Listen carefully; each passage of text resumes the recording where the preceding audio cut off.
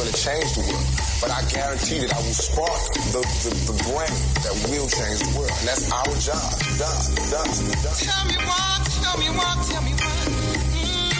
Why can't we live together? Tell me why. Why can't we live together? Everybody wants to live together. Why can't we live together? Hello, all you melanated beauties, sun-kissed by God's lips. This is Coy with your black tea sip. I'm sipping power to pour you the truth. Go grab your cup.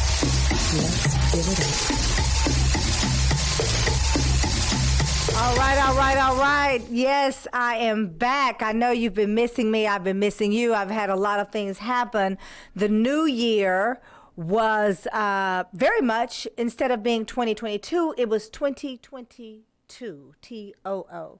So I wasn't here, and I had some guest hosts because COVID finally found its way to my house. And so my dad got very ill, and he actually collapsed on Christmas Day. That was very scary, and I had to resuscitate him, and of course he was transported to the hospital by ambulance, and then put him in the hospital. And let me say this. My mother took the vaccine and got very, very ill. So much so that it scared my father, and he did not take it because she was really, really sick. And my father at the time was 85. He's now 87, and he was very, very ill. And so he just didn't take it. He really stopped going places and was very, he went to Walmart because I won't buy pressed ham. So he did go to Walmart, but he would mask up and it was a really scary thing. And then in the hospital, they make a difference between the people that are vaccinated and the people that are not vaccinated. And so my father was placed on a COVID floor. Extremely depressing. They took his blanket from him because they were afraid of COVID. And so when I finally got a chance to see him, after my youngest brother had been there 2 days and did nothing, but boys. My mother did go that first day after. She was with him until 4 that morning, and then at 8 she had me take her back to the hospital. So I didn't make it there until he had been there. This was the 3rd day. 1, 2, 3. So I was there on the 4th day, and he was shivering. His body was convulsing. He was so cold. His teeth had not been brushed, and I know that because the kids were eating this stuff that stains your teeth, and my dad was like, "What is wrong with y'all's mouth?" And they gave him something that was so funny, and you could tell he wasn't feeling well, but he was trying to participate in Christmas. And his teeth had not been brushed in 4 days. And yes, he was at Methodist on Colorado for all you Dallasites. He was at Methodist at Colorado, not Charleston, because you walk in but you don't walk out. That's what we know. So he went to big Methodist, and luckily I have a fantastic relationship. Shout out to Dr. Tamika Perry at WellMed, who has given me her personal cell phone number. I can call her at 10, 11, 12 o'clock at night. She stayed in constant contact with me about my father and then later on my mother. But really, the health disparities, I never really realized about health disparities before. I heard people talk about it, but I had not really knowingly been affected, or, it missed me in some way where I didn't connect the dots. And so my father was not given any oxygen. He was not given any antivirals. He was not given any medication of any kind. They said that his body was fighting it off quite well. So that begs the question, an 87-year-old man, unvaccinated because of fear, and not fear because he was afraid of what was in it, fear because he was afraid of the reaction that my mother actually went through. It was very volatile, and he was afraid. And so with that being said, my father got seemingly subpar treatment. They said that my father had dementia, and he was very aware and very alert. So I pulled my father out of the hospital, and I nursed him back there. He's been discharged from therapy. He's sneaking and making Kool-Aid like he used to. But then a week after I brought my father home, my mother took ill. She tested negative for COVID 6 times, 2 of which were the PCR test they do in the hospital where it takes 11 hours. All of those things happened, and so I wasn't here. And then my youngest child got sick, but he was only sick about a day. I, too, had COVID, but I had a headache one day, but I think I was just because I was exhausted. And then I had a little bit of a runny nose, but it went away because I took my potions. And so we'll talk about my potions in a little while, but I just wanted to say hi. These are the things that I was experiencing. These are the things that I was going through in my absence while I was thinking about you guys and thinking about all the things that we need to talk about, because quite honestly, there's a lot going on in our world, in our proverbial world, and where we are connected to one another. It has been quite the ride in 2022. TOO. So today, I've got a great show for you. I'm going to bring Lola back. Lola has been, she filled in for me. And y'all saw her last week, and Lola was talking about she's going to be more intentional in the new year. And happy new year, you gods and goddesses, sun-kissed by God's lips. She said that she was going to do those things. And so Lola recently had me participate in looking for someone on her dating app, which was it was quite the experience for me because I've never been on a dating app before. So it was something else. And so we're going to do a segment on Lola's love life. I think this is interesting. Everybody's trying to find love and, get married. I think everybody should get married at least once. Everybody deserves to be miserable one time in their lives. So everybody go for it. Jump the broom. And so then we're going to have Misti Mosteller on the show. She is running for County Court at Law, number 3 in Dallas County. She's an attorney of 22 years, and she's taking on an incumbent that has sat on that bench for 20 years. We're going to talk about it. We're going to get all into it. I want to talk about 5G. I want to talk about these planes that may not be able to land if AT&T turns on their 5G. I want to talk about some of the other things that are going on in the world, like voting rights and how they are trying to rob you of your right. This is Coy with the Black Tea Sip. Take a quick break. We'll be right back with you in a minute. I'm back. Nourished skin is healthy skin. Simply Ardor skincare products provides luxurious nourishment for your body. Indulge in rich scrubs and body butters, and top it off with our sensational and unique aromatic lines of sprays and roll-on fragrances. It's simple and lovely. Simply Ardor. Love is real. Just spread it. Now available, T.H. Moore's newest novel, titled I Am, follows a young African-American couple who are forced to pick up the pieces of their marriage after the violent loss of their young godson at the hands of a local white policeman. The loss sparks not only their community's anger, but also the rage of a vigilante who initiates a nationwide killing spree targeted at corrupt police officers. New York Times best-selling author Omar Tyree praises T.H. Moore's new novel as an audacious story and read. Dr. Christopher C. Irving, CEO of the Miller Institute for Leadership and Diversity in America, calls it a daring story. I Am by T.H. Moore, now available at Amazon, Barnes & Nobles, and at thmoore.com.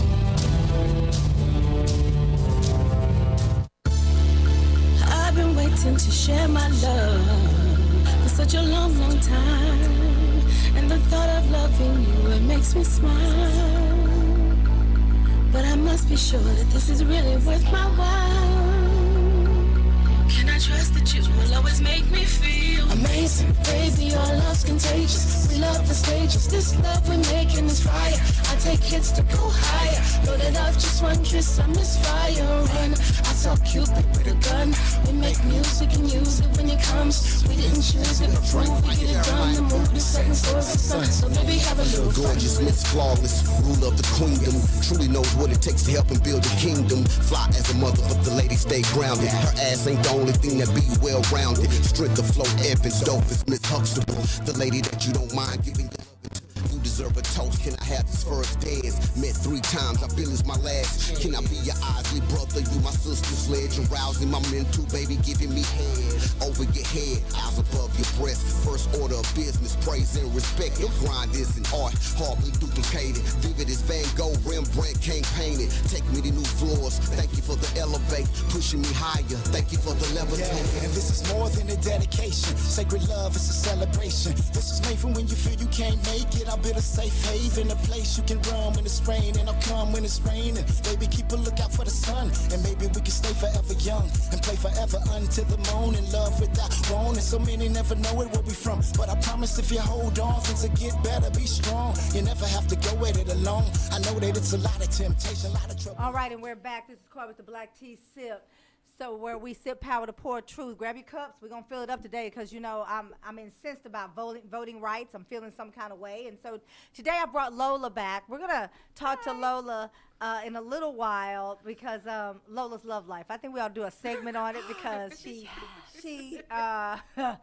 was all out there last week talking about her love life. And Lola actually, before the break, I told y'all, she gave me her phone. And when I tell you, I jacked her up so bad because I didn't know to swipe left, swipe right. I've never been on a dating app before. And so, and child, I saw people I didn't know. And I told Sean, and I said, but don't tell him that I saw him because then he going to wonder why was I on the dating app. And they're going to be saying, oh, she was on a dating app and there's some trickery going on. No, the trickery was Lola giving me her phone. Lola gave me her phone. And when I didn't know you swipe left for no and swipe. Sometimes I was right swiping no and left at the same time. User error.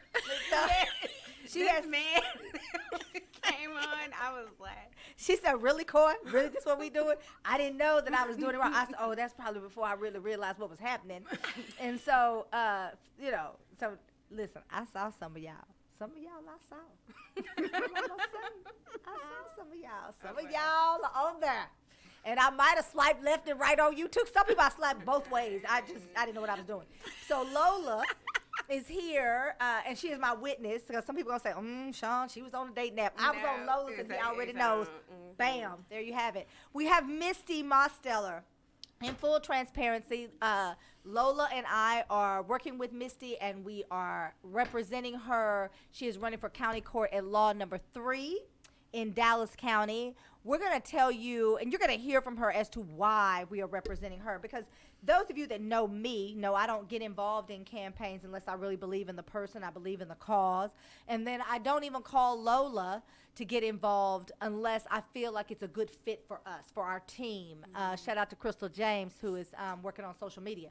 So really, I think you all should meet Misti. You have a chance to talk to her. And so we're going to do some of that today. And so Misti Mosteller has practiced in Dallas, in Texas, for 22 years. She's also licensed and practices in Oklahoma and Michigan. And people say, well, why does that matter? Because I did have somebody ask me that. And the reason that matters is because anytime you're an attorney, you are required to do CLEs, continuing legal education. So in that, you have to make sure that you're still aware of what's going on, changes in the law, even in culture and ethics and the way that you practice as a whole. So now she has the benefit of not just Texas, because, we can be a little something here in this state, but also Oklahoma. I know that wasn't a good segue because they kind of something too. But Michigan, well, we had the whole George Floyd thing. It's not getting any better. But my point is that she has a brevity and scope of legal knowledge that someone who just solely practices in Texas, and nothing's wrong with that, but she brings a lot more to the table, certainly than the incumbent. And the incumbent's name is Sally Montgomery. And before you black folks start, Sally Montgomery is a white lady. So we all gonna say, well, I just support black people. Well, if you support black people, then you'll support Misti because I am black and Lola's black. So there you go. You can go ahead and check your black box that you support. So with that, I think and I don't think many people in our community even know who Sally Montgomery is. They don't know. But let me tell you what I encountered when we were getting the petition signed. So in order for someone to run for judge in Dallas County, well, period, but in Dallas County in particular, you have to have a petition, and people have to sign it saying, as a registered voter, I want this person to run for this office. That's basically what the petition does. Well, I had people tell me they looked her up and they were like, well, I can't find her. on Ballotpedia. Well, you can't find her on Ballotpedia because she's not on the ballot, because that's what this petition does. The petition gets you on the ballot, so kind of putting the cart before the horse. But those are the intellectuals of the black community, the people that go to Ballotpedia and think that Ballotpedia is a little bit like Wikipedia. You know, you see what I'm saying? So with that, I had a lot of people tell me they didn't know Misti.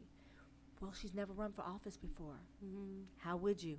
I even had someone I respect and hold dear that said, well, you're not Jesus. Do you know everybody? Like, how would you know her? But they also didn't know Sally Montgomery. Now, Sally Montgomery has been on the bench for 20 years. She is a Democrat. I think she's a Dixiecrat, but we'll have a conversation about that a little later. So, Misti, welcome to the show. Thank you so much. And why don't you tell people a little bit about your practice and what you've been doing for the past 22 years before you decided to run for judge? Well, for 22 years, I have worked for a firm called DeHay & Elliston, and I'm a civil litigation attorney, which that's the kind of attorney that works in the civil courts, so not the criminal courts, and we handle like lawsuits. Mm-hmm. So I do a lot of products liability work, toxic tort work. I've done a little bit of family law. I've done a little bit of employment law, some insurance stuff, and we are the kind of lawyers that are taking depositions, you're arguing motions, you go to trial, try cases. So I think that's important because you, in my opinion, you want somebody that's sitting on the bench that has a lot of legal experience. And a lot of times what we see, no tea, no shade, but on this show we sip power to pour truth. So grab your cup, I'm gonna fill it up. Here we are. On what we see a lot, and Lola and I have worked with a lot of candidates. We see a lot of people, we know a lot of candidates, I think it's better said, that are practicing for a short amount of time and decide they want to run for office. There is a teacher now, I don't know her personally, but she's an educator who is running for the JP court. You do not have to be a lawyer to run for justice of the peace, but you are dealing with the law. I mean, people come into that court that are trying to stave off evictions and other things. And so I think it's important to have an understanding of the law. I'm saying that to say when you have a limited scope of the law in your practice, in your understanding, and in your application, people like us suffer because the judge makes a ruling. And if the judge is not really well-versed in the law, then they may make a bad decision. And let me tell you why that's important. I don't care if you're black, white, green, purple, a caterpillar. If it's important because in order for you to right that wrong decision, if you really feel like it's a wrong decision or the law was not applied appropriately, then you have to appeal. An appeal starts at about $5,000. So you've paid your lawyer, you filed for court costs, you've done all these things, and then you have to go back, and it's just $5,000 to get it in the appellate court. We're not talking about paying a lawyer. You have fees associated with that. They have investigators. So it becomes very, very costly, very pricey when you don't have a really good understanding and application of the law. So Lola and I met Misti, and we felt like she's probably better suited than the person that's on there. The person that's on there has been there 20 years, does not have a footprint in the black community. I think it's important to say that Misti is a Black Lives Matter protester. She hates Greg Abbott. She doesn't like Ted Cruz. There's some other people she doesn't like, but she'll be able to tell you that too. But my point is, I find Misti to be an ally. These are the kind of people. What do you think, Lola? I agree.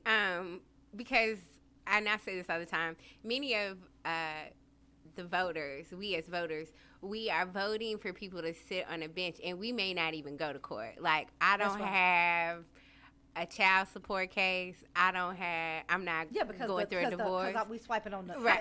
We're going.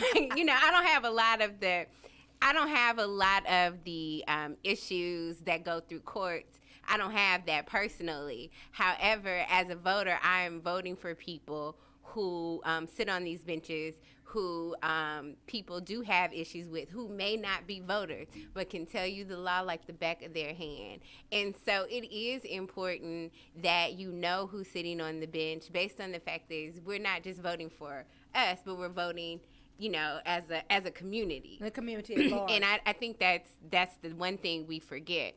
And so I know the one thing that stood out with Misty is that her excitement to get to know people, usually around campaign season, people Right. trying to go in and out of churches, and I'm talking about black and white candidates, you know, go in and out of things because they got so much to do. And the importance about a candidate is to have a lasting impression, right? You really want to lock in the support in every place that you go. And that's one thing I found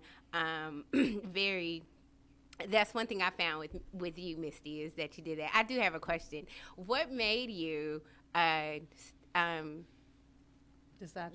not just decide to run, decide to run, but be licensed in Oklahoma and Michigan? Those are just, no offense, two random. Well, I know it seems random. And I have family in Oklahoma, so I may have to call you. But. Well, you know, I got family in Arkansas, so yeah, we can have dually banjos and jug blowing.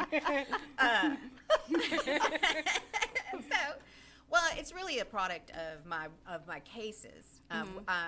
Because I do work at a law firm that represents companies, and so these are national companies, worldwide sometimes. And so when they have cases in other states, they've asked me to take on representation.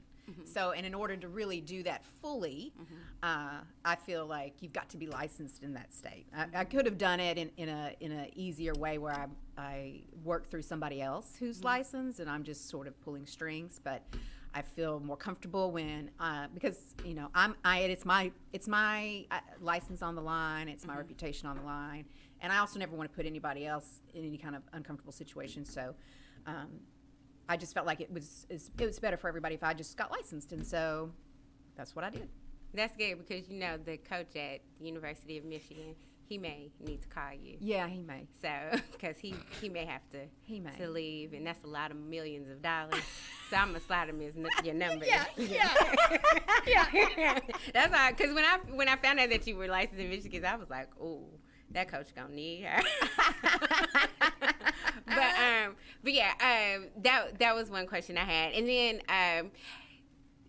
So working with candidates, Coy and I, or anyone who consults or does anything, faith engagement, community engagement, we're putting our relationships on the line, right? So it's very important that when we decide to work with someone, that they're worth putting what we have spent years developing on the line, right?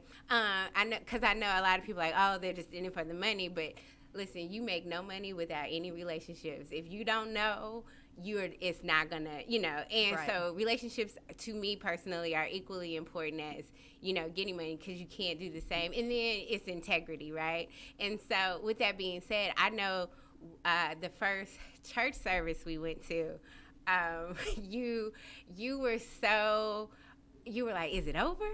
And I was like, yeah, it's over. She's like, oh, so let's go talk. And you know, I had to ask you, like, are you, you know, you ready to go? Well, no, I'm not ready to go. I haven't talked to everybody yet. And I think that's a good thing as a candidate, that you want to make sure that people know who you are and see who you are. I know it's unfortunate we can't have one-on-ones all the time, but I recognize that in you, that those one-on-ones are very important. And a lot of people don't see that. They're looking at numbers, they're looking at polls and things of that nature. And it's very important that you're not only looking at that, but looking at the engagement. With that being said, your opponent has not been that engaging. How do you feel? Is that a reason why you decided to run? Yeah, I mean, I think that there's two main reasons that sort of came together for me running, and that is I have been really wanting to participate more in a way where my background, my experience, where it made sense, in a way that I could do more, be more helpful to this community, instead of just, you know, sitting around and sending out angry tweets or posting Why did they do this? yeah Ted Cruz is the Zodiac killer on Instagram or something like that, which is not, I'm not saying he is, I'm just saying that's a common meme. Okay, so do not come at me, Ted Cruz. I love it. Right? So that's, a lot of armchair politicking, is what I've been doing, and protesting and lots of things. But in looking for something more meaningful, at the same time, I'm hearing from my colleagues, and I don't even mean in my firm, I mean just across the board in the Dallas County legal community, that almost to a person, that Sally, my opponent, is not a good judge. She's not fair. She's not unbiased. She doesn't have the right temperament. You can't get rulings. If you get a ruling, you can't get an order signed, so you can't execute. She can take a 4-day trial and spread it out over 6 weeks, and then can't remember what you did on the week before. And you take a 4-day trial and you spread it out over a month or more, and you talk about astronomical costs. And so it's like, oh, and I hear again, I don't have any. I've not personally dealt with her. I don't have a personal problem with her. I've not been in her court. She hasn't affected any of my cases. But when you keep hearing your colleagues truly suffering and the frustration that they feel, and I just keep going, oh, that's terrible. Somebody should do something about it. Somebody should run against her. Somebody should do something. Why isn't anybody doing something? And then I realize, oh, I'm somebody. I mean, I'm not Obama, but I'm somebody in Dallas, Texas. I have a law license. I have more experience than a lot of judges that run. Mm-hmm. And so I agree with that. So in fact, I practiced a little longer than she practiced before she first ran as a Republican. In 1990. I said, we talk about it, Dixiecrat. Yeah. Mm-hmm. So I was born a Democrat. If they dissected my DNA, there's a little blue donkey in there. And so I've always been a Democrat. And the reason I am a Democrat is because I care about what I think the Democrat Party is passionate about and should be passionate about. And that is Black Lives Matter. Black votes matter. And I want to stop right there, because one of the things that you and I have had a lot of conversation about is voting rights. Mm-hmm. And because my family has been involved in voting rights and trying to make sure that it was, in fact, viewed upon as a right and not a privilege. And I know that that's something big that you feel. You even did a video about, voting rights and what that means. And right now in Dallas County, we have had over 42,000 applications rejected. And that means that if you are trying to vote absentee, mail-in ballot, which is really what your video was about. You were telling people you have to request a ballot. They used to just send you the application. Now you have to request the application. Mm-hmm. They used to just get the application, you fill it out, you send it back, you get a mail-in ballot, That's not the case. They've made it a little bit more hard for people. And let's be honest, they've made it more difficult for people, senior citizens, people that are disabled, poor people, but Black people in particular. Let's just call a spade a spade. Mm-hmm. And so I think with you, one of the things that you were really concerned about, you were incensed, in a word, was the fact that they are doing everything they can to stop people from being able to vote. And that doesn't just affect you as a candidate, it affects you as a voter. Mm-hmm. Because if they are robbing Democrats of their ability to vote, then it's not just you as a candidate that's affected, because your children are not candidates, but they are people that live in Dallas County that can be affected. Why don't you talk about how you feel about voting rights? Well, if we had a fully functioning, healthy democracy, then every person in this country would have ease of access of voting. Right. And it just wouldn't matter. Mm-hmm. And there's a million things we can do to help people vote. Republicans are determined, and it's really just about power and control. They understand that this country is changing. It has been changing for the last 50 years, and the demographics are not going their way. Right. And so how can you, when you are really sliding into the minority, how can you keep your control and your power? Well, you have to eliminate the voters that could push you out of power. And that's the end of democracy. Yes. If we allow that to happen. And so, in Texas we already had some of the worst voting rules. For instance, you can vote with your gun license, but not your student ID. And why is that? Crazy. Because who are, I'm not saying all, I mean, I'm never saying to a person, but, who are most if you're going in to vote with your gun license, I feel like I could comfortably put some money on who you're voting for. Right. If you're going in with your UCLA, well, not UCLA, but your UT ID, odds are also I can maybe figure out who you're voting for. Well, guess what? So can the Republicans. They're geniuses, evil geniuses, but geniuses nonetheless. And they have been working on this for 50 years. And they have. And it has been a takeover of local, state, and all the way to the federal.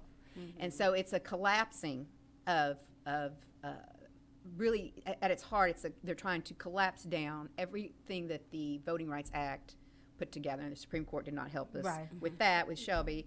Right, and I think people don't realize, and I'm so glad that you're here because we can have this conversation, because what people don't realize is that you have lost as a voter. I don't care what your party affiliation is. As a voter, you have lost the grasp that we once had, what we held true for voting. And I think, I'm a history buff. I majored in history. My dad's a big history buff. And I think that when we start talking about taxation without representation, which is why they left Europe and decided to start America as it is now, but the 13 colonies, and they poured the tea in the river. People say, well, why? Because they were being taxed. And the whole idea was, well, I ain't really asked you for this tea.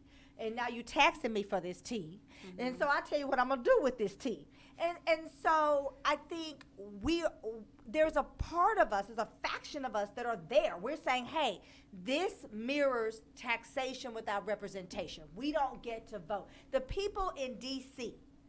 or the people in the territory of Guam or Puerto Rico, they do not get to vote, but they have to adhere to American policies and laws and standards and best practices because they are held as territories. That is taxation without representation. Well, if you are a pregnant mom and if you are scheduled to deliver during early voting and you want to vote at home, which is your right, absentee ballot, mail-in ballot, vote by mail, whatever you want to call it, and you decide that you want to get an application. So you request the application comes. Now here's the rub. This is what I love about the Republican Party, because they don't just come and get you. They make sure that they don't just, pull you out your house. They throw all your stuff in the street. They kick your dog. They throw your baby down on the ground. They make sure that they make a full impression. And so now, if you do not know, see, like my father's 87. He's not going to remember if he registered to vote with his driver's license or with his Social Security card. He 87. All he can remember to do is go get that lemonade out and told him he can't have. So with that, those ballots are being rejected. And I told you it's over 42,000. They're rejecting, I misspoke. They're rejecting the applications. So you're not going to get a ballot. Now they are supposed to tell you that your application has been rejected. It's over 42,000. How are they doing that? Yes. Are they calling you on telephone? Probably not. They're sending email, because my daddy doesn't have an email address. He don't even know what email is. Like, email to him is you cut out an E, put it in the mail, and the postman gonna deliver. That's email to my daddy. My daddy doesn't have email. So, is it a robocall? Because my mama's gonna hang up the phone. She don't do robocalls. So how are they going to notify disabled, sick, elderly, pregnant, veterans, people out the country? How are they going to notify them to the tune of over 42,000? We're going to take a quick break, and then we're going to come back and talk about it. This is Coy with the Black Tea Sip. Stay with me. I got Lola. We are going to do Lola's Love Life. And we're going to come back with Misti Mosteller, candidate for County Court number 3. In a minute.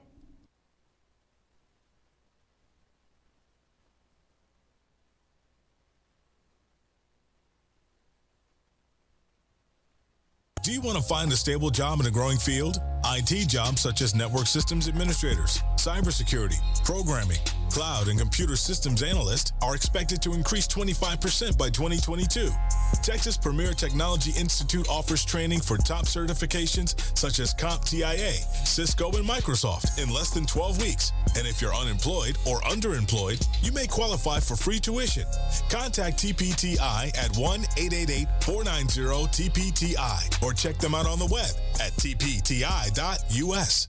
Nourished skin is healthy skin. Simply Ardor skincare products provides luxurious nourishment for your body. Indulge in rich scrubs and body butters and top it off with our sensational and unique aromatic lines of sprays and roll-on fragrances. It's simple and lovely. Simply Ardor. Love is real. Just spread it. And we're back. If you're just joining us, this is Coy with the Black Tea Sip. I'm here with Lola. And Lola is my colleague. We work on campaigns together, and we have one of our clients in studio today, Misti Mosteller, who is a candidate for County Court at Law number 3, and we're talking about voting rights and how you are affected. So Lola, during the break, wanted to just kind of throw this out here, kind of playing devil's advocate. So, with everything that's being said, how do you respond to someone saying, well, you see, that's why I don't vote anyway, or our vote doesn't count at all? And I say that to say, we all went out, we voted for Biden. There are, definitely some issues, opinions. Yes. On how things are being handled. Right. And so with all these changes in voting rates, and how to vote and, when to vote and the rules about voting, how do you respond to someone who goes, see, that's why I don't vote right now. I don't even, it's not even wasting my time. But they can tell you about the law. Okay, right. Well, the first thing I would say was, that's what they're counting on. They're counting on hopelessness. They're counting on that's one of their tools in their toolbox. Mm-hmm. They want to make you feel like your vote doesn't count. I promise you it does. I mean, look at Stacey Abrams and what she did in Georgia. That's a game changer, and it can be done. It can be done in Texas. It just takes a lot of work. And as far as, we went out, we voted for Biden. Also, to quote Stacey Abrams, it's going to take more than one election cycle. That's right. The people don't realize, unless you're somebody who's just constantly, reading about this and kind of compulsively obsessed with politics, like myself. Aside from CNN and MSNBC yes. and Fox, yes, for those of you, because let me just, I'm going to acknowledge some people a little later. What's his name? Jim Reed and some of the other racists that come to this show. Hey, we're still here. But yes, those people that listen to Fox and then come on my show, come on my page and try to educate me. Oh, okay. Well, we know that their education. They'll post to your page in That's a moment. fine. That's fine. But is that the Republicans have been playing the long game for 50 years. So it's no surprise that people feel like their vote doesn't matter, because that's what they've been laying that groundwork for decades. Yeah. Mm-hmm. It is psychological, but it is, and I understand it, because sometimes I feel that way too. I feel when, because I will confess my naivete in that when Obama won the first time, I thought, oh Lord, the arc of the moral universe is finally bent in the right direction. Little did I know it was a boomerang about to take my head off. Little did I know. But that was a foolish white woman for you right there. Oh, we've got it. We finally won. It's over. Racism's gone. It is a Benetton ad for real. I thought, this is it. I was crying. It's done. Ha in your face, racist. Oh no. Right? And then it was like, oh, okay. Now they've been lit on fire. I had no idea, like a fool. And so there was that, that was. Well, you weren't the only one that was foolish. But we kind of said, okay, now what's going to happen? Right. Like, I think we had a little bit of fear, didn't we? Well, we all went to sleep because we were supposed to go back and vote for the House and the Senate, and we forgot. Right. Oh, Right. But that's an excellent point. Like, and I just think so often, average people, you're living your life, And you don't really, the stuff in Washington, politics, it seems so far away, right? It doesn't feel local. It doesn't feel like a part of your life. But all politics is local. Right, because your minimum wage, if you're working a minimum wage job, it's the government who's going to set that minimum wage. Right. And so up or down. Right. You know, child care. If you are struggling and you have young kids and you need help with child care, well, guess what? Democrats want to help you with that.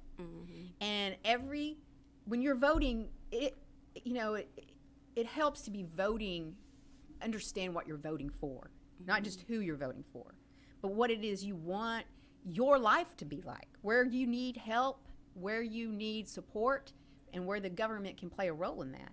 And if you can lock into those things, and then you find the people that are going to support that vision of the United States of America and how we want it to be and how it should be for everybody, then I think you can be motivated, even if it feels like no matter what are the odds we're going to turn Texas blue. Well, I promise you it's going to happen. Well, it's going to happen again. We're going to take a break, but I want to say this. We have only been a red state, a Republican state, for about 20 years.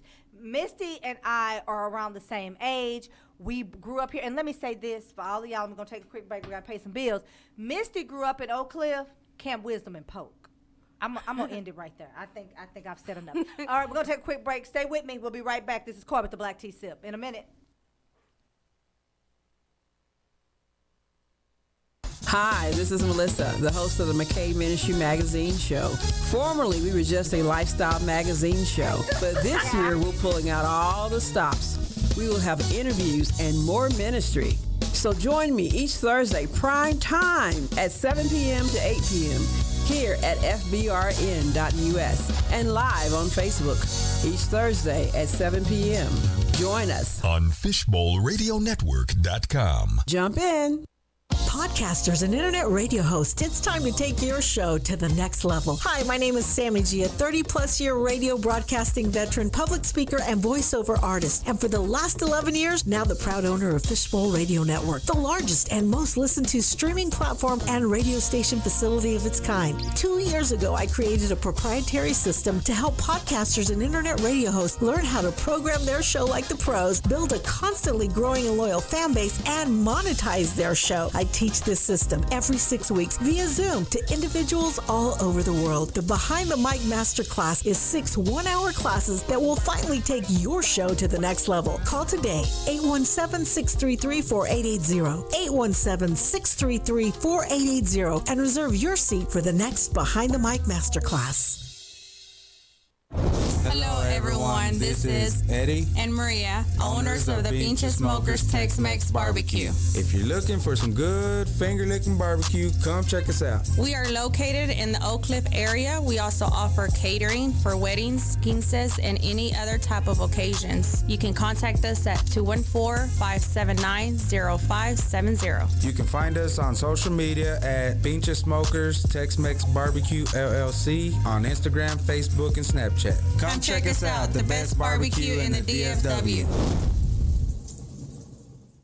Hey DFW, it's Luna and Nika, owners of Real Dallas Properties and Management, here to serve all your real estate needs. Nika, tell them what we do. So we're a Dallas-based boutique real estate brokerage, and we're full service, which means we can help with every and any type of real estate transaction. That's right, we got your back at every stage of life. Whether you need an apartment, a home rental, to buying your first home, selling that home, buying investments, to even property management. And don't forget commercial, looking for a new space for your business? We got you on that too. You can reach us on Instagram at Real Dallas Properties or shop all properties on the market at RealDallasProperties.com. Hi, this is Diane Marion Eunice, and I am a licensed marriage and family therapist. For the past 9 years, I have worked with over 300 couples in the areas of sexual health, communication, and conflict resolution. If you are interested in rebuilding connection and intimacy with your partner, please contact me today. I can be reached at 682-201-8175, or you can email me at diane@letstalkrelationships.org, or visit my website at www.letstalkrelationships.org. And remember, you can't heal if you refuse to deal. Attention, Kiko is hiring. You heard right, Kiko is hiring. Kiko is looking for you to fill the following positions: seamstress, machine operators, forklift drivers, loaders, packers, and baggers. 2 shifts are available. First shift Monday to Friday, 7 a.m. to 4:30 p.m. Saturday, and 6 a.m. to 12 p.m. overtime. And second shift Monday to Friday, 4:30 p.m. to 1 a.m. Saturday, and 12 p.m. to 6 p.m. overtime. Kiko offers great medical benefits just 30 days after hire and company match 401k. Visit us at KikoHome.com and submit your resume to Cariano@lkiko.com. You can also apply in person at 5450 West Keast Boulevard in Dallas. All interviews are conducted in person. Don't miss this great opportunity. Get hired today at Kiko. I'm not saying I'm going to rule the world or I'm going to change the world, but I guarantee that I will spark the brain that will change the world. And that's our job. Tell me why. Why can't we live together? Tell me why. Why can't we live together? Everybody wants to live together. Why can't we live together? Hello, all you melanated beauties, sun-kissed by God's lips. This is Koi with your black tea sip. I'm sipping power to pour you the truth. Go grab your cup. Let's fill it up.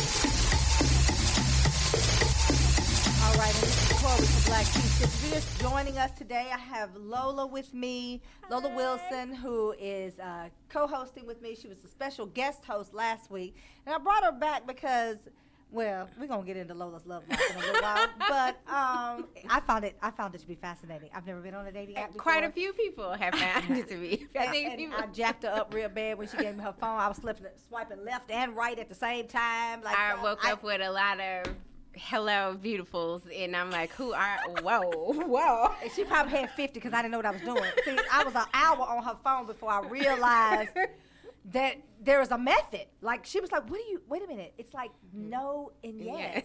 Right is yes, and I said, oh, girl, I done left, right. I didn't know what I was doing. I'm doing it the old-fashioned way. I'm picking people out of a crowd and saying, what about this tall drink of water right here? We went to the MLK event off of MLK and Malcolm X. They did the unveiling of the sidewalk and all of that. It's great. I went and spoke to someone I knew and introduced Misty to them, and she goes, well, what about he's a tall? I was like, absolutely not. Let's go. I guess I like him tall. Sorry, honey. I do too. This was not the guy.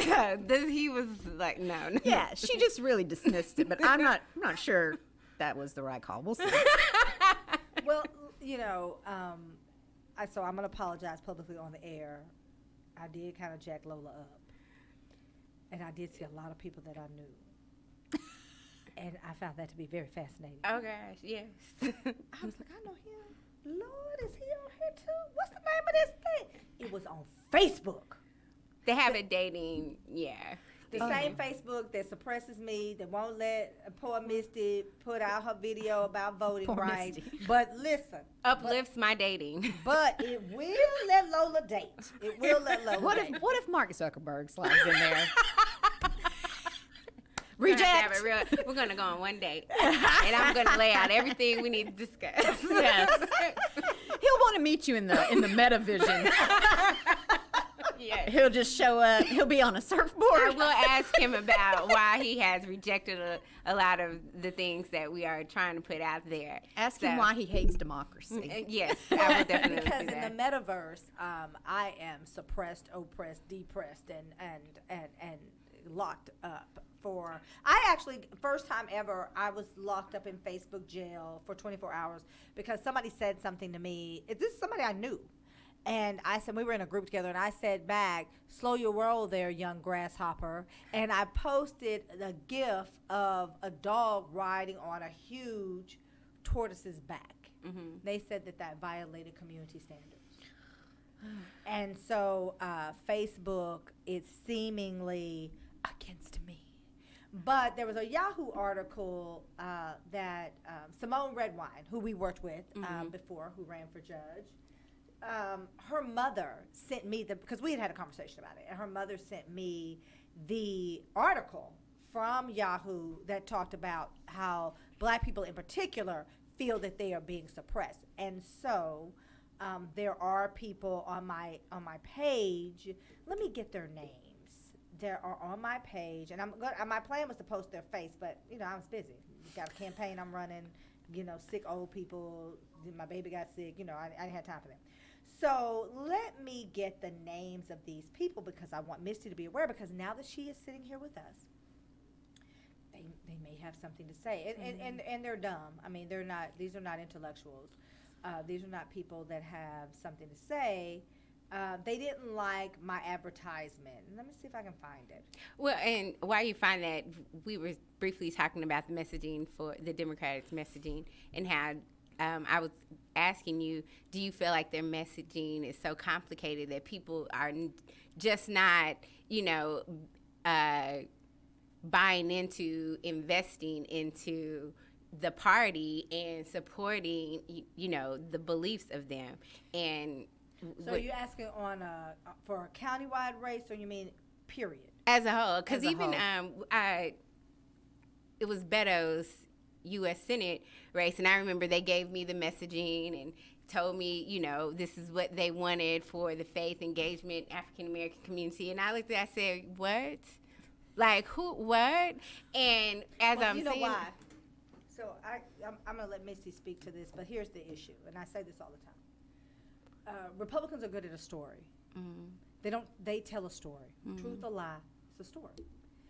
People want a picture book. I've had to say this recently to another candidate that we're working with. I said, they need a picture book. Voters need something to read and to see. Mm-hmm. You cannot give them a novel of 500 pages. That's what we do as Democrats. We are all about data and figures. In the last 20 years, you've had 2.5% of all people are like, what? And where the Republicans are out here saying, they are killing your babies, they're taking your guns, they are going to murder you in your sleep because they came from another country. That is what Republicans say.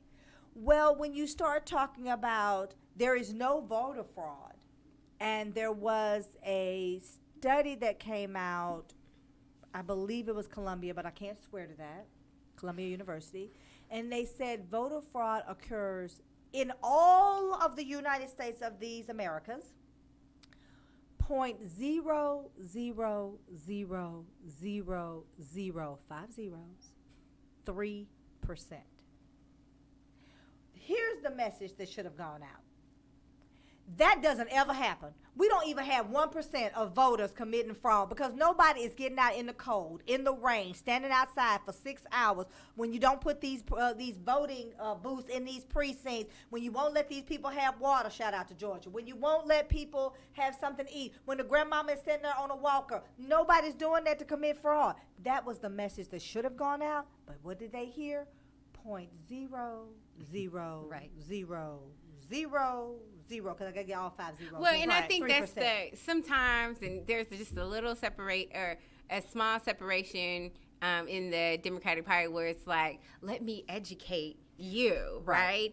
And instead of we're all here as one, and it's not about just educating, but it's about it's information, but right? But you have to learn to engage people, right? So it has and to meet be people where they're at, and I definitely feel like that is me and you know, my biggest thing about working with candidates, you have to go to churches. I don't want to hear you cannot sit in church.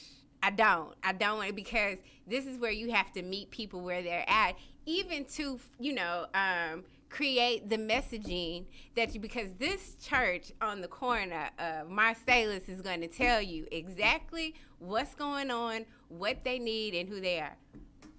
They can hear the tap. I'm sorry. Sorry. But that's from all that swiping. But I think yes. I think that's the point. I think that the thing with Misty is She actually enjoys going to church. She stands up and claps her hands. And this is not a put on. When I said she's an ally, I meant that. And I think that because Dallas County, 51% of the vote comes from black people, I want to be really clear about this. 51 this time, 52 last election cycle. So we should be paying attention. I think that there is this idea that we only support people that look like us. Well, listen, I say this all the time, all black people aren't good, all white people aren't bad. I've had some people that look like me that have really not treated me favorably. And I want people to understand that what we are attempting to do with Misty and others is put good people in a position that they should be in so that we all benefit. Because your vote should bring you a benefit. Right. And I don't think that people really understand that. We're voting because we're voting selfishly. And you should be selfish in your vote. You want things that are going to bring you ultimately what you want. You talked about child care. You talked about the increase in minimum wage. You know, but if you want your trash picked up on trash day, Right. you should vote. Yeah. Because you don't have anything to hang on anyone's head. And I think you made the point earlier about people saying, well, you know, that's just what's going to happen. When we were out getting your petition signed, I had someone tell me it doesn't matter because nothing's going to change. I said, well, for you, no, because you won't participate in the process. Right. And I think we get so far away from really understanding, because and you made a point about the Republicans.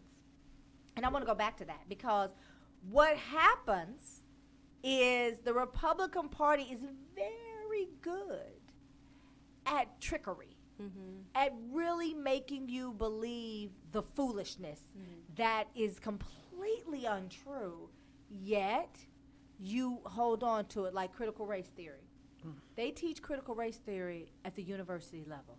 It's not in schools. If you tell them that on January 17th you're going to be out of school because of Martin Luther King Day, that's not critical race theory. But the Republicans have told people that it is, and they believe it. And so you know, you have to ask yourself, Republicans that are not in politics, that just vote Republican, are they a little dense? Like, are they a little slow? Well, the thing about the difference in messaging, first of all, yes, Democrats we're terrible messengers. We're too technical. We too many facts, figures. We're trying to, and it comes from a good place. We want people to understand, and we think if we explain it all in detail, when again, everybody should be taking a page out of everything Stacey Abrams does, and shout out to Latasha Brown for Black Voters Matter. Because one of the things, besides turning out, getting people registered to vote, but Stacey Abrams also met voters, as Lola was saying, where they were, and really engaged with them on the things that would make a difference in their lives. Because what we don't have that Republicans do in their messaging is sort of a self-energizing message. Because if your main motivator is always going to be fear and hate, that is sort of an energy that will self-fulfill. You know, it's going to create its own fuel. When our message is always about hope and positivity, what fuels those kinds of messages is results. And so it's challenging, right?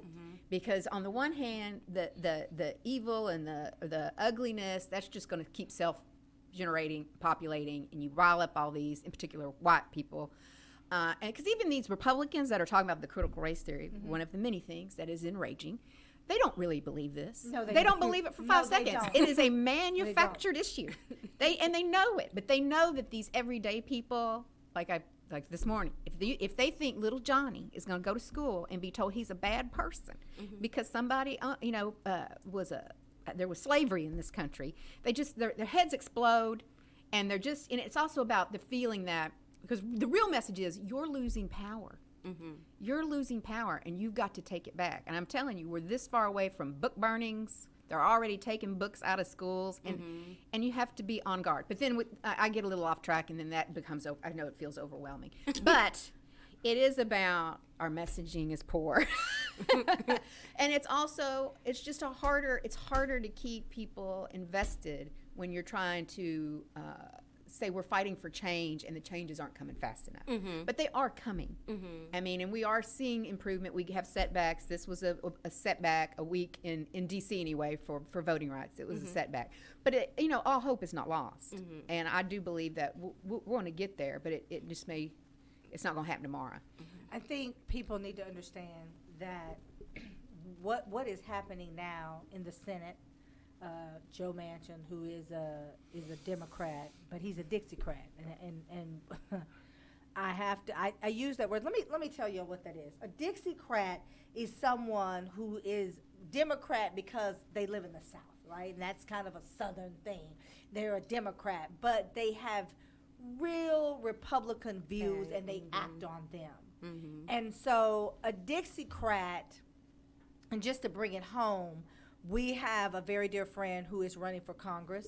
Her name is Jane Hope Hamilton. She is the only choice for that race. And Jane's going to come on, I believe, next week, and we're going to have a conversation about it. But in 2006, she doesn't get the credit for being one of the pivotal forces that helped flip the county from Republican to Democrat.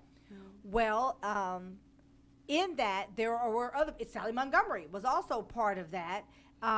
But there have been people who have said to me personally that she's a Dixiecrat. She's not really a Democrat. She doesn't embody the same things that we believe as Democrats. And that may be, it came out earlier that she was a Republican, and she was a Republican before she was a Republican. She sat on a civil bench, and then, and so it's the district court bench, and then the Republicans got mad at her. This is what they're telling me, because I don't know this woman. Republicans got mad at her, and then they kicked her out. She came back, and she ran as a Democrat in 2004 for the county court at law number 3 seat, and then she won that. But now, I just want to speak from a political standpoint. She won it because Republicans knew her name. They knew Sally Montgomery as one of their own. They didn't pay attention that she was a Democrat. Right. You have to really know, and I think you spoke to this, Misty, you have to really be in the minutia of local politics, right? Because they don't put that on MSNBC and CNN. So you have to be in the weeds of it. So they didn't know. They voted for her. Saw her name there. Oh, that's the name I know, Sally Montgomery, boom, she won. Then in 2006, the county flipped. It became Democrat.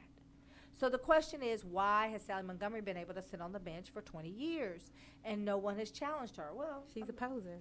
I mean, I think Democrats felt like she took the bench in 2004 before the county flipped, so there's paying some homage to her. You have to be a disruptor like me to say, okay, I don't follow party politics, I follow people. That's what Lola and I like about Misty. She's not toting the party line. She's about people. I think that there are a lot of things that are very interesting about what's happening, and we don't have great messaging. I say it all the time. We, as Democrats, we don't. We are too busy. A lot of times we are too busy trying to educate people. People don't really want an education. You know what they want? They want edutainment. Right. They want to be educated and entertained. We don't do a good job of that. We're not beating our hands on the table. We don't have the turkey neck going like Mitch McConnell when he gets upset. We don't have that going. We're prim and proper. And playing by the rules, even though the other side does not. And they never do. And I think I'm one of those people that believes in fighting fire with fire. I mean, like, you talk to a fireman, they say sometimes they set a fire in the room, so they need to snuff out the fire on the other side. We don't do a good job of that. We are so busy. And, I know a lot of people love Michelle Obama. I know a lot of people really appreciate what she said. When they go low, we go high. Well, that's the problem. Y'all still up here, and they're down here in the gutter pulling you down in the muck and the mire, and you're so busy trying to say, no, wait, help, you don't get your story out. Listen, I don't really operate like that. I'm not here to just tell all my business, but if you go low, don't expect me to be on the ladder, baby. That's what you need to know. Yeah, because you can pull the ladder from me. You see, and that's the whole point. See, up here, and they're pulling you down. Well, if you go low, I will drop it to the floor. So we get in the gutter. I'm just saying. All right, we gotta take a quick break. This is called the Black Tea Sip. We'll be back with Misty, and we are going to get into Lola's love life. And I want to talk about 5G. And did y'all know that there's a new thing, the Gina curl? Did you know that? No. Jerry curl 2.0. We'll be right back. Oh, Jesus. Okay.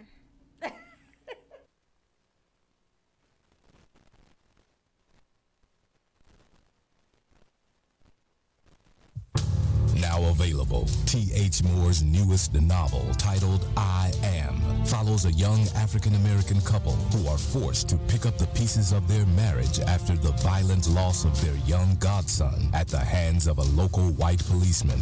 The loss sparks not only their community's anger, but also the rage of a vigilante who initiates a nationwide killing spree targeted at corrupt police officers.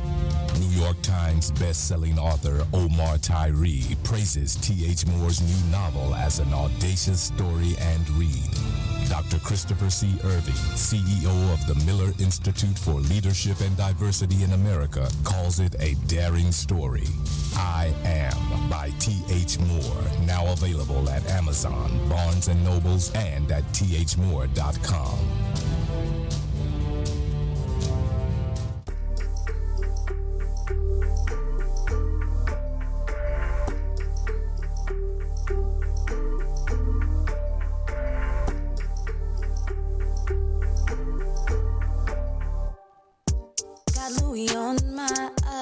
You got them days.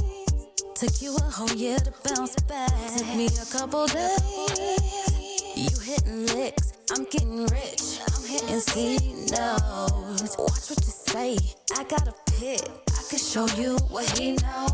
He can do tricks, he with the shit. Do what I tell him to. If he get at you, I plead the fifth. I didn't tell him to. I hit the block was hot. I had to drive the top.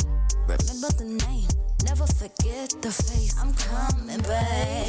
Won't now, go get your phone now. Yeah. Won't now, go get your phone now. You should watch me shine. Look like I hit the lotto. I be on my grind. Bitches think I hit the lotto. You should watch me shine. Look like I hit the lotto. All right, and we're back. This is Coach Black Tea Sip. If you're just joining us, you'll see to my right, I have the lovely Lola. We are going to get into her love life. And I have candidate for County Court at Law, number 3, Dallas County, Misti Mosteller. Woo, yay. I don't have the little hey thing that Ricky Smiley has. You know, where everybody clap. I don't have it. So this is independent radio. But you can donate and we'll get it if it make y'all feel happy. So we were talking about voting rights, and we're talking to Misty about the things that's going on. And I'm just sharing from my own personal experience what I know about the incumbent or the person she's challenging for County Court at Law number 3, Sally Montgomery. And I think it's just important for people to know, because there is, you talked about it earlier, there's some apathy where people are just not motivated, trying to take people's ability to vote absentee. It also fills people with a certain amount of hopelessness. It's very frustrating. You get contacted in some way that your application, not your ballot, but your application has been rejected is the word that they're using. Not even denied, just it's rejected. So there's a sense of you as a voter being a reject. Yeah. And I think no criminal background. Yeah. Well, also anything that makes, like, if you make one thing just giving me one extra step, I might quit on you. Right. Like, you know what I mean? And that's so that is the point. It's they want as many steps as possible, because who's going to fight, through 12 barriers just to try to get to vote? I mean, a lot of people aren't going to do it. Well, and I think we are used to it, and I mean we as a people are used to long lines to vote. We're used to being mistreated. We are used to, y'all know I'm a history major, poll tax, and we know about the poll tax, where my grandfather would tell my grandmother, baby, I got the money, and we could vote. And it was $1.10, and it would take him almost a year to save up $2.20 extra with 5 kids. So that, and my grandfather was an educated man, had his own business, but you and I both know when you work for yourself, you work harder than anybody. Shout out to the every 2-week check people. And so, with that being said, this is also a thing where, like the literacy laws, like you have to know what it is, how you registered the first time as an 18-year-old. Did you use your Social Security card, or did you use your driver's license? The font is very small. The font, I think Crystal sent it to me. Shout out to Crystal James, who's also been a host and a guest on this show. Crystal sent it to me where I think the font is 7.14. So that it's hard to read. You got to have your glasses. They create these things. And so here's what I want to say, because I want to bring it back to what you said about people saying, well, it's too hard. And nothing's going to change, and I'm doing all this. They would not work this hard if your vote really didn't count. Yeah, That's right. If you think about even reading, because it was against the law for us to read at one point. If we could read, we could challenge a lot of things that were told to us through slavery. And so if they are making it this hard for us to vote, they are challenged. They know the power. And yes, we're getting into my dating, but it's kind of like when men say women have all the power, we just don't know it, and we don't. And, some of us do know it, some of us don't know it. And the reality is, since the guy knows the woman has the power, he or she, whichever your preference is, can manipulate that. So it's the same thing with voting. They know the power, obviously, because now it's manipulated, and it's psychological, because the more steps, as you all mentioned, the more steps there are, the more frustrated, and it's like, I gotta go to work. I gotta do it. It's just like with the whole pandemic, getting the shot, getting the test. Essential workers are the Starbucks people that make your coffee for you to have a great day. Yeah. They don't have paid days off. They don't get to go to the hospital. They can't call in sick if they get the shot. No, Starbucks does get Okay, Starbucks. Yeah. So use McDonald's. but there's Walmart. But Walmart. Yeah, Walmart. That's Walmart, right. definitely. Definitely. So, yes, they did not, even though the resources for the pandemic are free, in theory, right? Because if you take that shot and you get sick, you can't take 3 days off work. Yeah, right. People know that, and that's a failure on both parties. On both parties. Yeah. But the reality is, there is a motive in that too, right? And so you're promoting something through campaign like billboards, but you haven't said you're required to give this person a day off after they take their first shot, a day off after they take their second shot. If they test positive, they are required to receive payment, for the 10 days they are quarantined. None of that was put in place. Right. However, everyone is expected to go to work and make sure that Becky's kids get Happy Meals. Essential workers are expected. Yes. Essential workers. Essential workers. But, and it's funny how suddenly these are essential jobs. It takes a pandemic for people to get sitting in their houses and go, I need somebody to open up that grocery store. I need somebody to come get my trash. I need somebody to work this gas station. These are, and that's why also people that tend to be, for instance, the Latino community has really suffered under COVID because they are in a lot of these essential jobs. That's correct. And they are under insured when it comes to health care. So not only do they not have the privilege to just take off for their shot or this or that, they're also being put into a space where they're more likely to get sick. Right. And then they don't have the health care. They're certainly not going to get escorted onto Marine One helicopter, flown over to the Walter Reed and pumped full of everything under God's green earth that they have made just to put them back together. Like they did Trump. Yes. Right? They're gonna be because Trump can say what he wants to. Yeah. He was, and I quote, this is I'm using this term as a technical term, sick as a dog when he was coming off of those steps. That's right. He was sick, and then he said that he felt good, and they steroided him on up, and they gave him the monoclonal. Somebody antibodies. monoclone me. I would love it. So right, but we don't all get it. But so I think that's your point. I mean, Trump had the resources, and so many people don't, and we still expect them to trudge on because America has grown into a place where it's not just the haves and the have-nots, but it really is about elitism.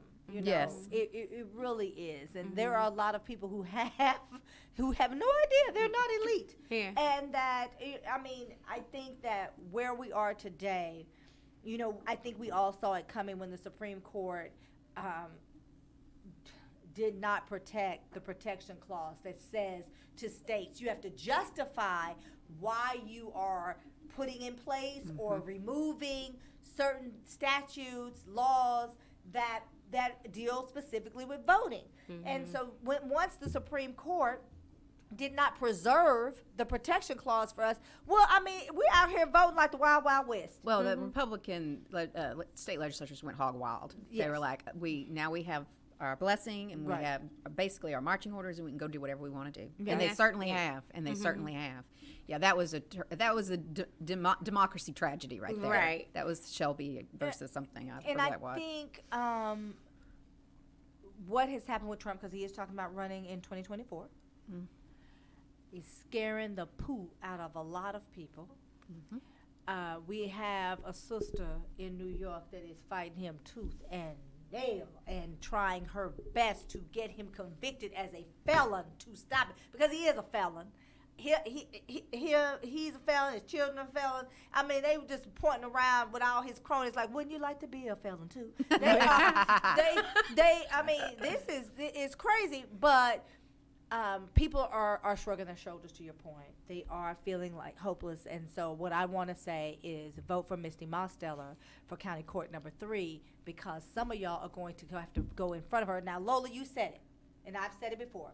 Many people are never going to appear before you. They'll never meet you in person. They'll never come and see you on your job.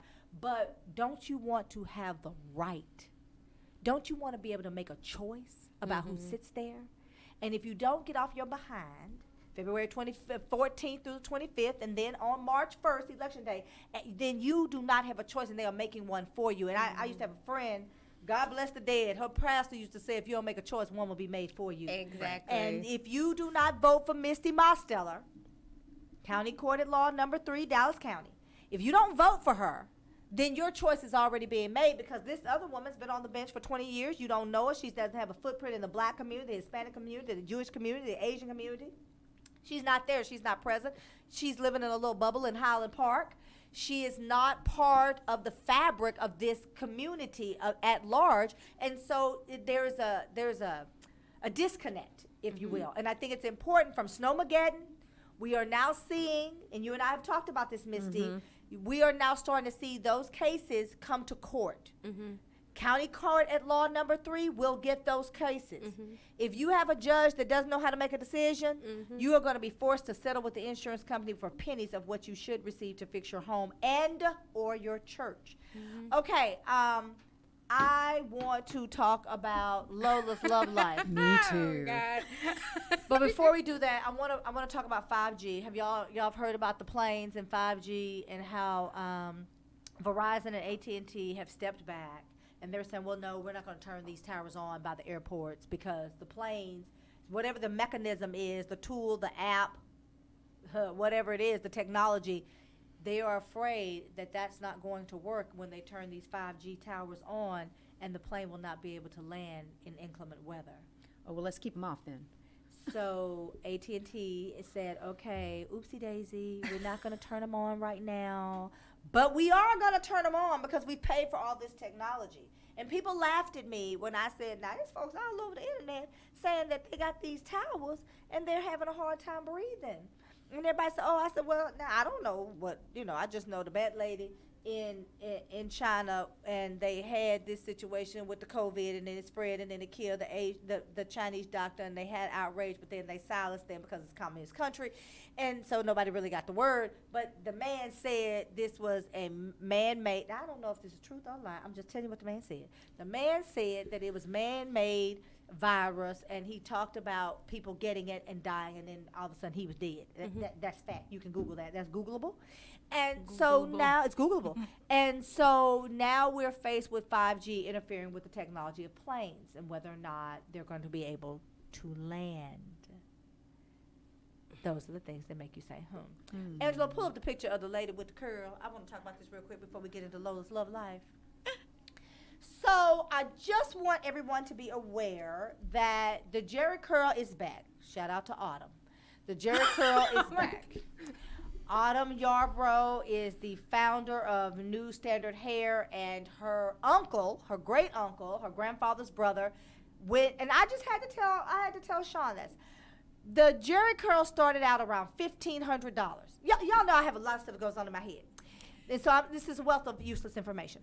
And so it started out around $1,500, and then several people got trained on it, and then it dropped to $500. And so for $700, I'm sorry, for many, many years in LA and Hollywood, a Jerry curl was $700. And then Autumn's great uncle, the other Cottrell, because everybody knows about Coma Cottrell, Proline, but they don't know about the brother. So the brother came up with the curly kit. And then I think it was $25, which is kind of expensive back then, but you could do it at home. And so the Jerry curl was then made at home, and it was the curly kit. And then over time, the grease and the ooze and the stuff, it went away. And everybody came quickly. Back, and everybody it didn't go away that quick because it was for years and years. I mean, but after a while, if you had a Jerry curl in the 90s, people were kind of looking at you like, ooh. Where is still? But they just discontinued many of the Jerry curl juices recently. Activated. I mean, there are still a couple places you can find it. Jenny's is one of them. But they're not as prevalent. You can't find as many. Now, I'm saying that to say, pull it back up for me, Angelo. I want y'all to see this lady. She has got the Gina curl. Not the Jerry, it's the Gina. I guess men can't have it. So, because I'm not dating a man with the Gina curl. This is what this woman's hair looked like in the beginning, and then this is how it turned out, so that she can look like she's wearing her hair natural, a wash and go. They brought it back. It's the Gina. It is $500. It is $500. You can call and go on the New Standard Hair. Shout out to Autumn. New Standard Hair website, and she has some products that will relax your curl. I don't know what they're gonna do with that lady's curl, that lady, but the Gina could help some people. That's what I'm saying. It's $500. Get you $500. Get you 5 Benjamins together. Go down there, give them to your hair, and they will hook you up with a Gina. Not a Jerry, but a Gina. Just thought people should know that. We're gonna take a quick break. We'll be right back. We're gonna get into Lola's love life. This is gonna be interesting. Gina hair. Oh my God.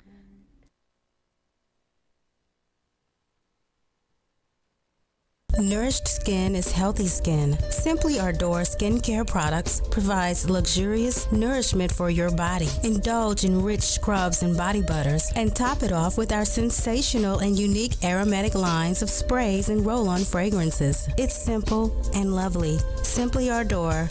Love is real. Just spread it. Do you want to find a stable job in a growing field?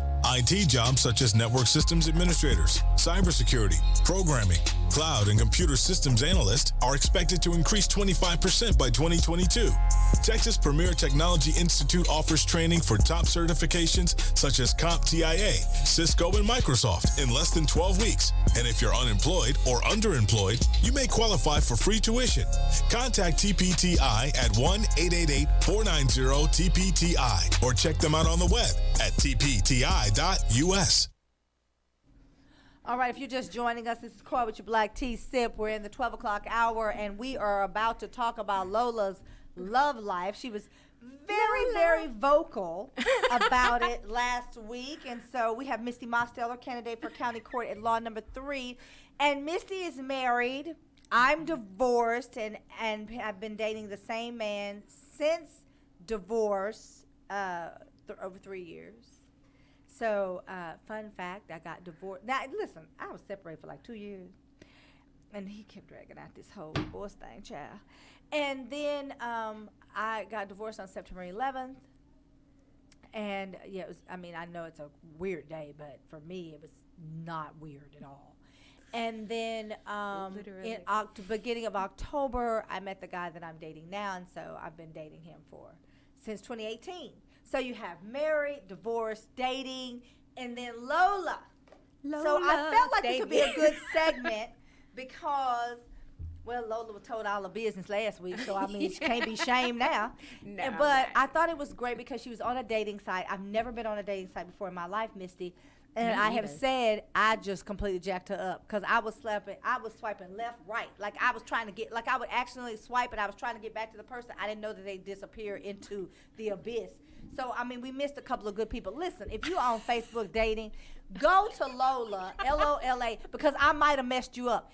Now, if you got last week, if you got a message for Lola, baby, that was me, that wasn't her, and just ignore. Also, should we weed some people out? Like, need not apply if. No. Yeah. So that's what I want to talk about. What is Lola looking for? Lola.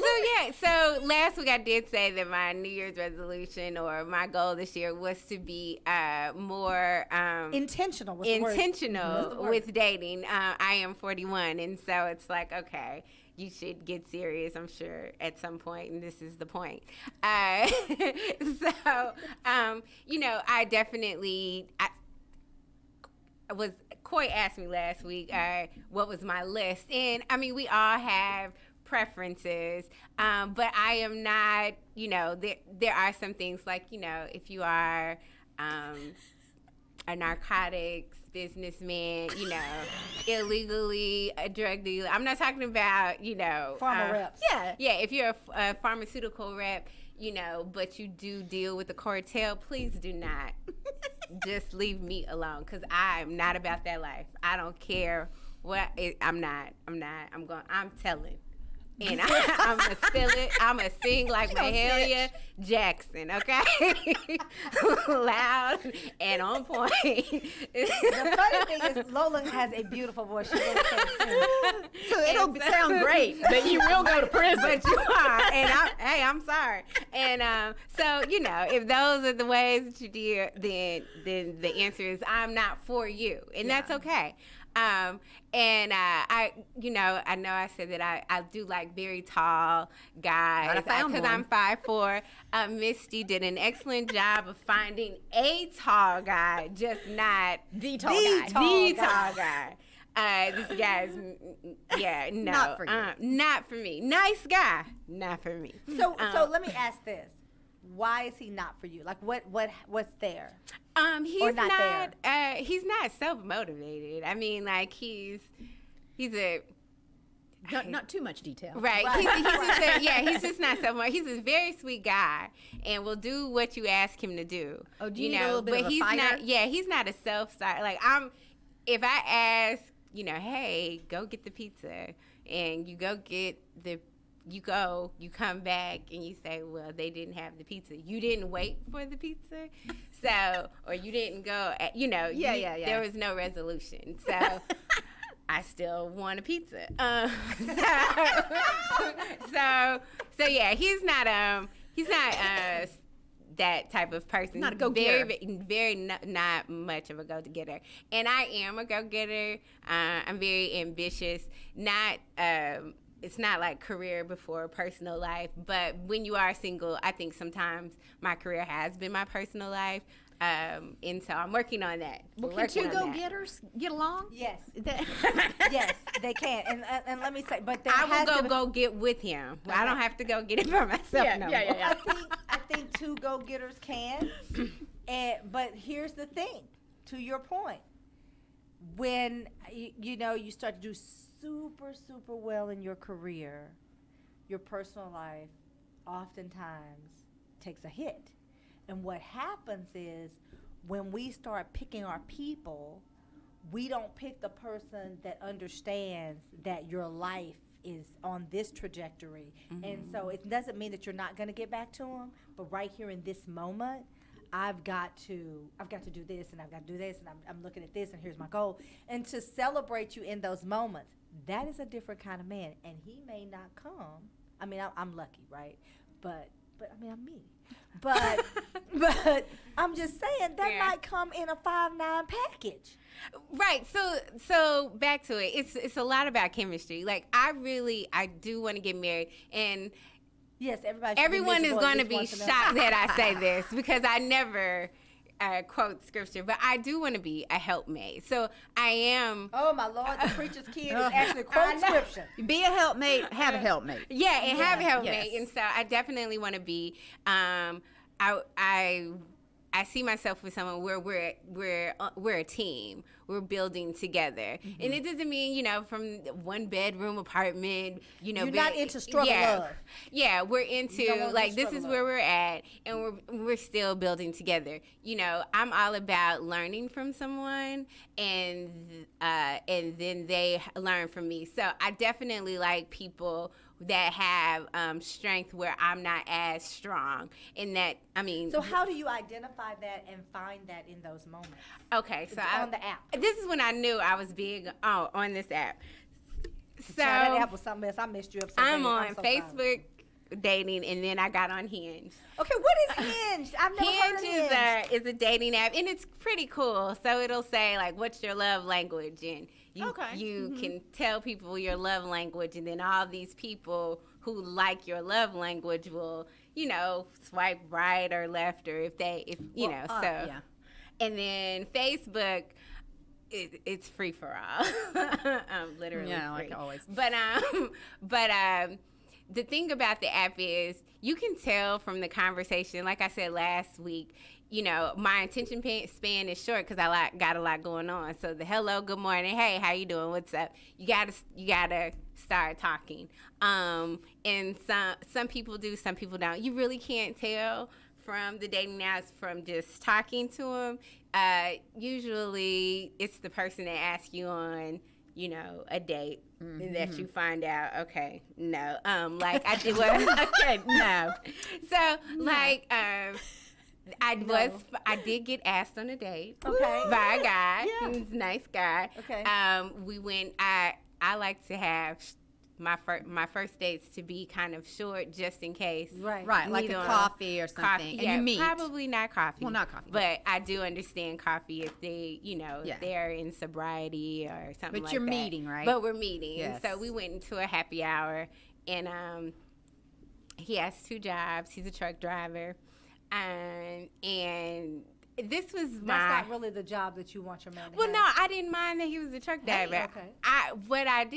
What I was most interested in is, like, is he trying to get his own truck, or, is he trying to manage, the drivers, or... I can solve this for you, okay? Please. Now, it involves going to law school. Because that's where I met my man. Because I knew right away he's going to be a lawyer, so he's going to have a job. Okay. He got on law review. That's a deductive reason. Yes. Okay. He's going to have a job because I needed somebody to work. I was never going to be the only worker. Right. I would love it if he was the only worker. It has not worked out like that. Okay. All right. Because he also doesn't want to be the only worker. Just that I didn't know. That I didn't know. But, I knew he was going to do that. I knew that he made a law review, so I knew so he's super smart. He's super smart. He actually beat me in the best appellate brief contest, which was hurtful. Okay. And I had a hard time celebrating. And I see you're still dealing with that. Yes, it's only been 23 years. But he saw the side of me where I could not be happy for him because I was too sad for me, and he loved me anyway. Oh. So, but the most important thing about him, besides I knew he was going to provide, is he's very funny. He is hilarious. Which is what I need in my life. He's hilarious. So, I don't know if that's super important to you, but it is to me. So, yes, making me laugh is very important. I don't want to feel like it's a woe is me situation every time, like, well, what's wrong today? Because there's enough wrong, but if you can make light of the situation, that's really good. Agree with that. And so yes, I definitely, we both. I don't mind working. So even though I tell people all the time, I want to be a happy housewife and write donation checks. That's what I really want to do. But I don't mind working, and I love the work that I do. Right. Yeah. So And since I love the work that since I love the work that I do, and I don't mind working, that's not going to be the problem. However, I do look forward to next step, next level. Some people are very content, and I'm not. So here's the thing: you want a man, you want him tall. Yes. Okay. Just keep in mind, tall men make very tall girls. Okay. Just. Well, it's not gonna come out tall. It'll come out regular size baby. Sometimes. Have you seen You're TikTok? pregnant, and it's like a 6-foot baby. Have you seen TikTok? These babies are 12 and 14 pounds. Well, honey, they're toddlers. what are they eating? They're toddlers. I don't know. So just keep in mind. Well, yeah. So I know a lot of girls. You know, the talls versus the smalls. We would all be small. But dating at my age, this is what I have learned. This is so interesting. Like, there was a guy. He has a 22-year-old daughter, very nice looking, very ambitious. But he said in bold print, no more kids. I do not want any more kids. And I could not be mad at him. I actually, responded and was like, thank you for your honesty. He text and call every now and again, but I am very aware that I am not looking to change anybody's mind about anything. Yes. If this is where you are, I respect it. I know there are a lot of these rules, you should just say, well, I'm just out having fun and I'll just listen. But listen, let me tell you what you don't do. This whole I'm dating to marry is ridiculous. I've talked about it before. It's utterly ridiculous because how do you know you're dating to marry? Like you're only dating people that you feel like you can marry. Well, how do you know you can feel like you can marry them if you don't date them? And so to me, it's a little oxymoronic. I'm not fluent in it, but I do recognize it when I hear it. It's a little oxymoronic to me that you are dating to marry instead of dating to find friendship and dating to find commonality and dating to find someone who makes you laugh and dating to find that somebody who's there for you, because you can marry someone who doesn't have any of those qualities. So I think that's a really ridiculous statement. I think we do focus on height a lot. I thought I would wind up with a tall guy. I do. I mean, I'm not gonna lie. I do like him tall, dark, and handsome. But I mean, as long as I'm not looking down on you, because I'm 5'4". Well, no, definitely. And I'm like, hey, how's it going? And then I don't want to do that. So, and like I said, ideally, tall, dark, handsome. What if Kevin Hart? What if? Well, he's tall when he stands so on his here's money. The thing. This was, a million years ago in my 20s. I did meet him. Really? He was flirtatious, and I thought, oh, wow. I mean, I would marry you for your money. Like, he's funny. I met Jamie Foxx at, he's tall, isn't he? He's average. He's average. Yeah. He's like 5. He's pretty cute, though. Maybe 5'9". I think he's more like 5'8". Really? And, yeah, so he's a shorty. And I met him, and he sent champagne to our table. Quita, y'all remember that? Charlotte's gone on to glory. But, so I have receipts. And so I had seen him a couple of times, and each time he saw me, it's like he remembered me. But now, of course, we did not know that he was going to blow up to be Jamie Foxx like he is now. He was, which one was it? Wanda or Shanae? Which one was he? Wanda. Okay, so this was he was Wanda, and in my mind, and he sent champagne to the table, and he was like, "Hey, how you doing?" And they were like, "Girl, that's Jamie Foxx," and I was like, "That's Wanda." Yeah. Like I couldn't get past the whole Wanda thing, and so I'm saying that to say I don't know what kind of person he is. I've heard he's a decent guy. I know one of my childhood friends is really good friends with his sister. I heard he's a nice guy, but I'm saying all this to say, I think a lot of times we make preconceived judgments about people in our dating. We're checking our boxes. And I'm not saying you in particular. Right. But I think we're checking boxes, and you do kind of meet that guy. But here's the other thing. You cannot be so ready to settle down that you miss Mr. Right because you over here because Mr. Wrong is acting right. Right. Yeah. And let me tell you, That's marriage right. is hard. It sure is. Even if you're married to I'm married to what I consider, no offense to my girl best friends, but my husband's my best friend. He makes me laugh every day. He's super, like during this candidate race, he is super supportive. He is very supportive. He's just like, and I am the person in my house. I clean my own house. I do everybody's laundry. I do the grocery shopping, the cooking. And so, he's stepping in and he's just like, you go do what you got to do. But we've been married 22 years, coming up on that maybe. And, every moment hasn't been a peach tree, right? And I'm grateful that we both are the kind of that we really love each other. Because if you don't have a great foundation, and we both come from good families that believed in marriage, even though my parents didn't make it, but my mom wished it had, right, big time. Right. So, but you have that strong foundation, and you want it to work. If two people want to make something work, that goes a long way. And I'm a daddy's girl, so I kind of look at people. I'm like, I don't know. Because I thought I wanted to marry a man like my dad. Oh, I can't marry a man like my dad at all. And I did, in a sense. And my husband, I don't want him to take this the wrong way, because we are very friendly. We co-parent well. He is like my dad with the stuff I don't want. And so, be careful about that. But I married a man that I had known since I was 13. We were really good friends. But that friendship shouldn't have turned into marriage. And I feel like I need to take responsibility for that part of it. But then with Sean, who you know, I used to hear women say, oh, he's my best friend. I'd be like, this is weird. You're a weirdo. He's your best friend? Like, you don't tell him everything. Like, I'm pretty sure I could say some stuff that you wouldn't tell him.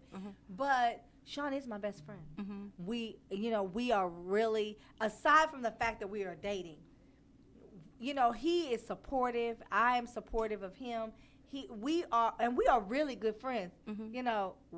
Look, let me just keep it 100. If you're Sean's friend, he gonna kill me, or you're my friend, we done talked about y'all to one another because he is my friend. Sean is my friend, and we talk about everything, and he shares things with me. He helps me with my show. My cousin calls him the manager, and so,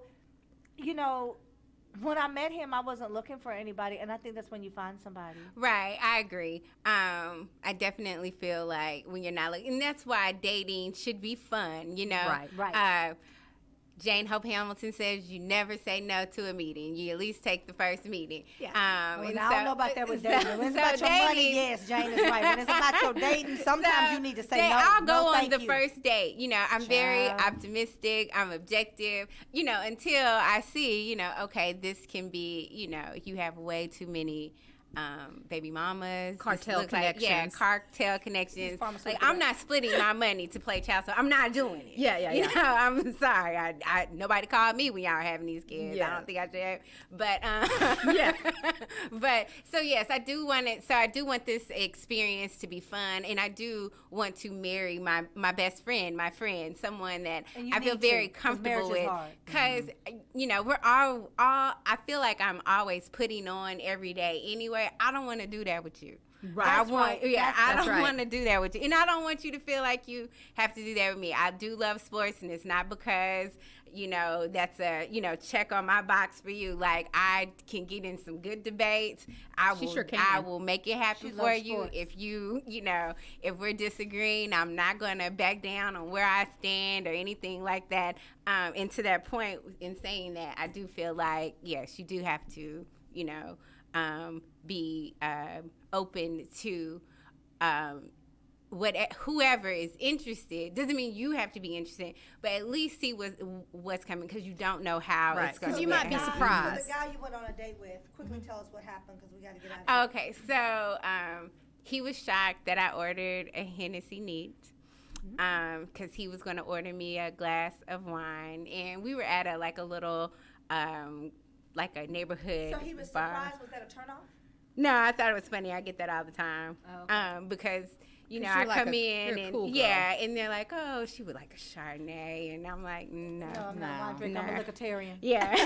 So yeah, and so he was surprised, and then he started I felt like I was trying to drag him into a conversation. That's excruciating. And then and he it's was hard work. uncomfortable, I think, just for the fact that That you ordered Hennessy neat? I ordered Hennessy neat, and I worked, you know, I You work didn't in order a salad? politics, I You work really- in sports. You really got you ordered food too, didn't you? You didn't order. Yeah, I I ordered some wings. Yeah, Yeah. I mean, you know, I need some. That's a bold. You got to be comfortable with wings and Hennessy. Now, the thing is, when you're talking, you're not eating all the wings, so you want to take it home or whatever. But yeah, Okay, and when you're trying to pull a conversation out It's of someone, it excruciating. is.